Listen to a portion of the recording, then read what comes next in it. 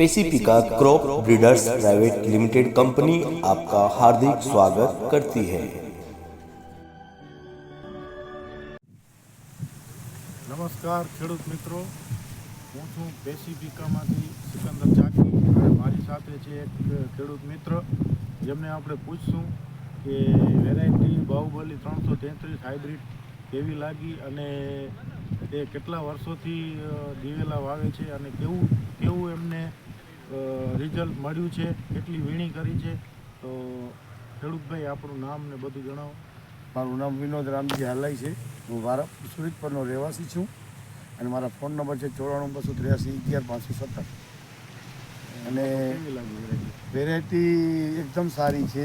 લીલી દાંડીએ મારો પહેલાં કઈ સુકારો આવી ગયો, મેં આમાં 6 વીણી કરી લીધી છે અને ખાતર મેં 2 જ પ્રકારના આપ્યા, એક 20-20-0-13 અને બીજું DAP। બરાબર।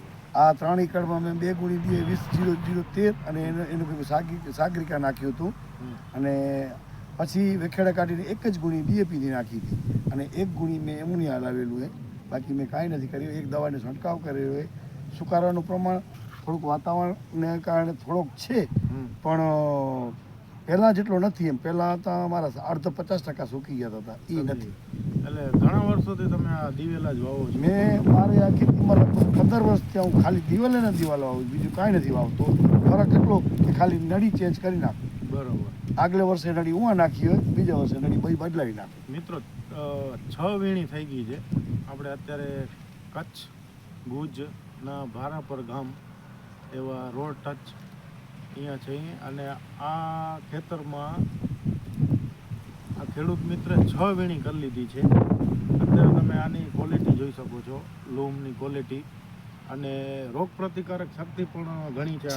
એક જ મેં દવા છંટકાવ કર્યો છે, દવાનો એક જ છંટકાવ કરેલ છે। તે થ્રિપ્સ આવી હતી, તે થ્રિપ્સ નોર્મલ આવી હતી। બાકી અત્યારે ખેડૂતભાઈ કહે છે કે ગડરનો પણ બિલકુલ આમાં નથી આવી। એટલે આ પ્રમાણે તમે શું કહો છો કે આવતીકાલ આ બીજા ખેડૂત મિત્રોને કઈ શકીએ વાવવાનું? હા, તો વાવી શકાય ને એમાં। બરોબર। હા, જમીન અનુકૂળ હોય તો વાવી શકાય। આ તો મારું પાણી ભરાયેલું એટલે થોડીક તકલીફ થાય, નકા પાણી ન ભરાતું તેના માટે બહુ સારી વેરાયટી એમાં। ભલે, ઓકે। અને